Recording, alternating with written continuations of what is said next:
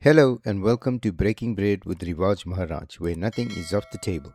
For today's episode, I want to talk about the current events in Spain, particularly Ceuta. So without further ado, let's get into it. Now, I'm sure you've all seen the horrific scenes of some 60,000 Moroccans entering the Spanish enclave of Ceuta. And Ceuta is an island, apparently it's a disputed territory between Morocco and Spain. The Moroccans claim it's part of their land that was annexed by the Spanish, and the Spanish claim that it belongs to them. Nevertheless, there's a 5 kilometer distance between the two countries. So that is the Union territory of Ceuta and Morocco. And you found that yesterday some 60,000 migrants made the swim across that 5 kilometer stretch of sea and basically invaded the Spanish territory. We've never seen scenes like this before. Tens of thousands of migrants have now made it from Morocco into this Spanish sliver of North Africa. Madrid is deploying military units to its border with Morocco in an effort to restore order. Ceuta es una ciudad española. Spain's far-right Vox party called this an invasion. The images are stark, so are the numbers. About 60,000 migrants have crossed into Spain's North African territory of Ceuta from Morocco in the last 24 hours. That's according to Ceuta's president. At least 43 others died during the crossing. Spain's Prime Minister Pedro Sánchez described the situation as an attack. He said all illegal migrants would be returned to Morocco as soon as possible. Now, I remember at the beginning when this happened, I remember putting a post on X saying, 40,000 people don't wake up one morning and decide that they're all going to swim across to another country. This has to be organized. And I'm going to have a look and see if I can find any of those videos of trucks being used to ferry people within Morocco to the seashore in order for them to make this swim across into Spain.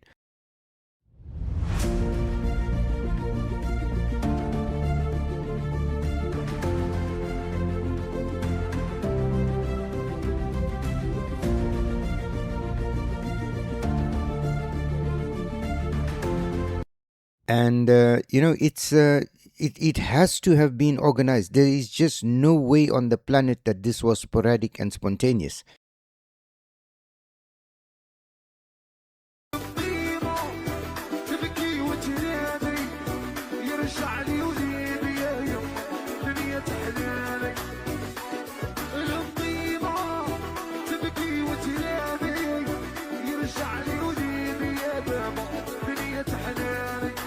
Now, you've got, articles coming out, you've got posts coming out, you've got criticism coming out against the Israeli government and the United States. Lots of people saying it's a CIA and a Mossad operation. You've got Alex Jones, who seems to be touting the same line. He's, I think, done a little podcast episode on it. However, both these arguments could be used. While we know that the Spanish under Sanchez, Pedro Sanchez, have been vociferous, anti-Israeli, anti-United States opponents from within the EU. I really reserve the right to criticize the Israelis every time something goes wrong in the world. I think it's just something I don't agree with.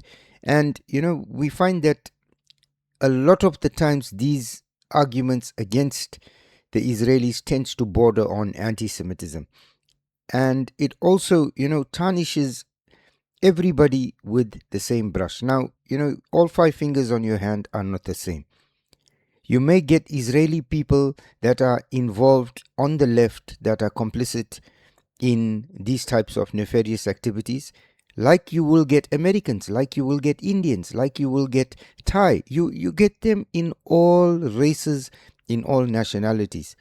But you see this common trend seeming to pervade the social media structures these days. And every time something happens, it's the fault of the Israelis. It's just a narrative I don't subscribe to. I think that, I think a lot of people use it as an excuse to try and mask their anti-Semitism. Now, the other side of the argument is that it could be Pedro Sanchez himself, because he's a left-leaning liberal person that's been put into power. You know, his wife's been brought up on charges of, I think it's been fraud recently. There's investigations underway, and a lot of this could be down to his policies, because don't forget, Pedro Sanchez just expedited legislation so that 500,000 illegal immigrants that were in Spain are now being naturalized. Now, this is another point that you have. When a country embarks on a policy like this, it sends a message out to the wider world. You know, if you come to Spain, and whether you're legal or illegal, we will naturalize you. Relieved to have finally made it to Ceuta, hundreds of migrants reached dry land in the Spanish territory. They've spent hours at sea, some say more than 4, crossing from Morocco to the Spanish enclave north of the country, in hope of obtaining asylum in the European Union. Don't forget, Spain, for many of these Moroccans, has been the first port of entry into Europe. From there, they're going to make their way over into the rest of Europe. So, if the countries at the borders of the European Union are not robust enough to protect the borders and don't care enough to protect the borders, this is what is going to happen. But it has a domino effect, because it then goes on to destabilize the rest of Europe. However, that being said, you know, within the United States, you had the Democrats under Biden and Kamala Harris followed similar policies. The borders were left open, the borders were porous, and any amount of illegal immigrants have come in. What you need to understand is that migration is a good thing if it is controlled and handled properly. The problem you see here is with the type of migration that exists within Europe and all over the world, you are not finding people that are migrating to other countries that are going in and necessarily, for the major part of it, contributing to an economy and providing essential services where services are needed. So, for example, if you short on teachers, doctors, you don't find that these are the caliber of people that are coming across in these waves of illegal migration. You find people that are desperate in their own countries, that have no hope, very little education, and they are coming over to try and make a better life for themselves. The problem with that is when they come over here, they do not contribute to the system. If you need teachers and you getting people coming in that are riding around on Uber bikes delivering food, or are going into industries that are unregulated and being used as, you know, cheap labor, cheap sources of labor, they're being exploited as well. So their rights are being affected. It doesn't bode well for these economies. So when you start promulgating policies like what Pedro Sanchez has done, you are not in any way, shape or form discouraging illegal migration. If anything, you're encouraging it. Pedro Sanchez has said this influx of illegal immigrants into Spain from Morocco is an attack on Spain's territorial integrity. Again, I come back to the point, if you go on passing policies where you are naturalizing illegal immigrants that have come into the country, who is then to blame for the next wave and future waves that are going to come in? Because you've set a precedent. You've done something stupid. You've set a precedent despite all the warning bells. And now you want to sit back and blame everybody else but yourself. This is a common trend that is shared between liberals and the leftist mindsets. It's everybody else's fault but their own, and they always play the victim card. You know, Pedro Sanchez has said that the government will guarantee the safety and security of the people on Ceuta.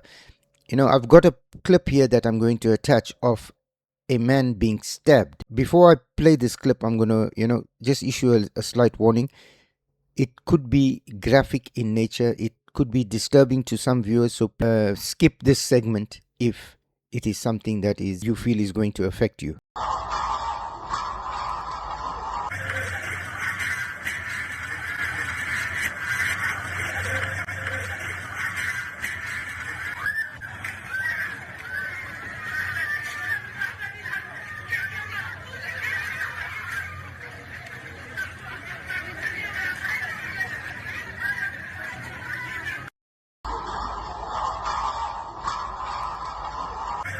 because you can see there's no law and order. When you look at the filth that is left behind,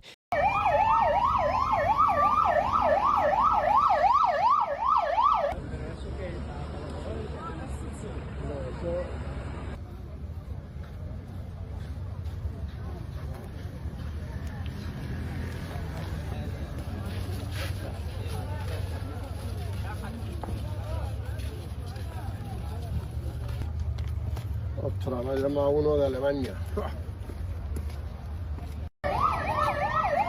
the condition of the place, it looks absolutely disgusting. It looks like a horde have just ran through there and, messed the entire place. Then you've got scenes of shops being broken into.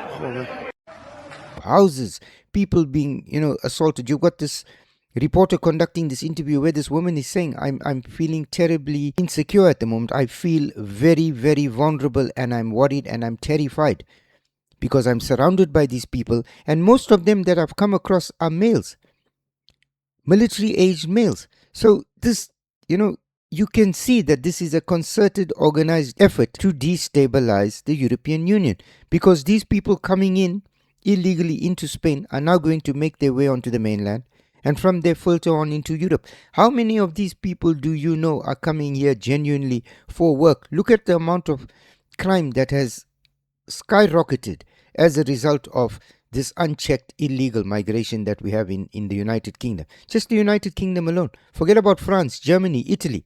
They're all suffering. Then you've had Ursula von der Leyen, who's come out and, she said that these are deplorable, the scenes are absolutely shocking, and that Europe is not prepared to take on people that are not prepared to abide by their laws. I would like to ask her, what laws are you referring to? Because when Angela Merkel brought in the Syrians, you had a spike in jihadi crime that was being committed against your people. So what laws are you talking about? Abiding by what laws? We've got net migration into the United Kingdom by a lot of illegal immigrants, which has caused the rise of crime within the UK. We've got 250,000 British young vulnerable girls that have been assaulted, molested, raped by the Pakistani grooming gangs. What laws are you referring to that they are abiding by? Because you've invited these people in, you've accepted them in, you've made it legal that they've arrived here. It's the same thing across Europe. So what laws are you talking about? Because a lot of the people that are being brought into your countries, that are being brought onto the continent, do not share the same values as you. If anything, they are here to destabilize your value system and your legal system that you appear to hold so dear from within. So what laws are you talking about? I've got a clip I'm going to attach here of Donald Trump remarking about what has happened in Spain and how sad it is. I saw Spain yesterday, and I watched the catastrophe that took place. It looks like an invasion of a country by hundreds of thousands of people. And that same thing's going to happen to us if the Republicans don't get elected, except worse. Much bigger, much easier to get into, despite the fact that we have built thousands of miles of wall, which I said we were going to do, but we didn't have that, forget it. But we have the safest border in the world. If we're not in office, our country will be invaded at levels that made Spain look small time. Again, nobody can fault these leaders for coming out. Itamar Ben-Gvir, you may hate the guy, you may call him a Nazi or whatever, but they're all sitting back because this is a win. And when this happens, it's automatically assumed that, Trump, the Israelis, They did this. Somebody will go back and find some speech made by a Jewish woman or an Israeli woman 10 years ago on the left. She's from the leftist organizations, NGOs that are saying they are prepared to destabilize. Again, I'm saying to you, you have good Indians and bad Indians, good Jews and bad Jews, good Israelis, bad Israelis, good Chinese, bad Chinese. It doesn't mean you paint everybody with the same brush. It doesn't mean that there are no leftist Israelis. There are. And with those that have money, they're able to achieve the policies and put in place policies that the rest of the radical left wants. But it's convenient every time something goes wrong and they're either Jewish or have an Israeli name. We don't look at the political leanings that they tend to have. We look at their nationality because it serves a purpose. Again, it's anti-Semitism cloaked in disguise. Trump is right. Coming back to Donald Trump's video, he is right. He says that if you think Spain is bad, what is going to happen in the United States if the Republicans don't win the election in terms of what is going on the border? Because you have to look at what Joe Biden did and what Kamala Harris did in their administrations. The exact same thing. You had kids being trafficked, you had drug dealers being trafficked, you had terrorists coming in. And Europe is a clear case in point. That's what we've seen. This is making the headlines. It's dragging away from all the news. I can't help but think that because this is going on, what is happening, or what laws are being passed, or what else is going on around the world, that this is being used as a smokescreen for. Because something is going on that this is actually being used as a distraction for. I want to end this on this note. The Spanish voted in Pedro Sanchez. We voted in Starmer. We voted in Burnham. And we're going to continue voting in morons who share the same ideology until we, the people, don't realize the writing is on the wall and change the course of our destiny and not keep handing it to people that think they know what's best for us while destroying us from within. So I'm going to end this by saying, the Spanish people brought Pedro Sanchez to the fore. They are to blame for him and his disastrous policies and his sick policies. Now, they're on the receiving end of his sick and ridiculous policies. They have nobody else to blame but themselves. So, Spain doesn't need an enemy. They don't need the Moroccans to release Moroccans to come into Spain. They don't need the Algerians to release Algerians to come into Spain. Indeed, they don't need the Russians to come in and invade them. Because those are not the enemies at the gate. Your enemies are within. With a man like Pedro Sanchez running the country, governing the country and deciding the fate of the people of the country, you don't need enemies. You've got one sitting right in at the highest office of your public service. So with somebody like Pedro Sanchez in Spain, you don't need enemies. Trust me, you don't need an Arab invasion. Pedro Sanchez will open the door and hand the country over to whoever wants it. That is what you are seeing here. And until the Spanish don't wake up and realize it, the writing is on the wall. It's exactly where London is today. The United Kingdom is in the same position. Again, we are to blame for who we have in power. The Spanish need to take full responsibility for what is happening. You have to deal with the consequences, and it's sad. The consequences are real and they are dire and they are sad. But these are the consequences of stupid policies put into place by a stupid man that the people have put into power. So I want to thank you for spending time with us. I look forward to seeing you in the next episode. And please remember to like, share and subscribe, as it helps us with the algorithm and it helps our channel to grow.